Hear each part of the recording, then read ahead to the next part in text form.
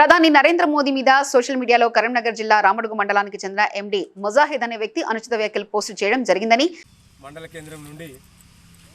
ఛత్రపతి శివాజీ విగ్రహం నుంచి police station వరకు ర్యాలీ చేపట్టి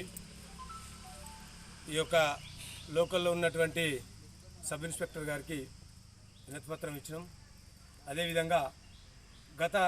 3 రోజుల క్రితం రామడుగు గ్రామానికి చెందినటువంటి ఒక ముస్లిం మత పెద్దగా ధృవీకరించుకుంటున్నటువంటి వ్యక్తి ముజాహిద్ అనే వ్యక్తి సాక్షాత్తు ప్రభుత్వ ఉద్యోగి భారతీయ జనతా పార్టీ ఆధ్వర్యంలో ఈరోజు రామడుగు పోలీస్ స్టేషన్లో ముజాహిద్ అనే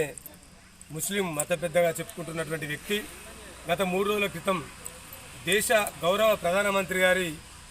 ఫోటో పైన ఆదిలాల్ అనే జైలుకు వెళ్తాడు కమింగ్ సూన్ అనేది ఒకటి ఫేస్బుక్లో పోస్ట్ పెట్టడం జరిగింది. వారు ఈ మధ్యలో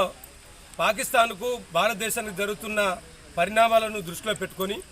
పాకిస్తాన్ ఉగ్రవాదులకు సపోర్ట్ చేస్తున్నట్టుగా భారత ప్రధానమంత్రి గారిని కించపరుస్తూ ఆ చేతులకు బేడీలు పెట్టి ఆదిలాల్ అనే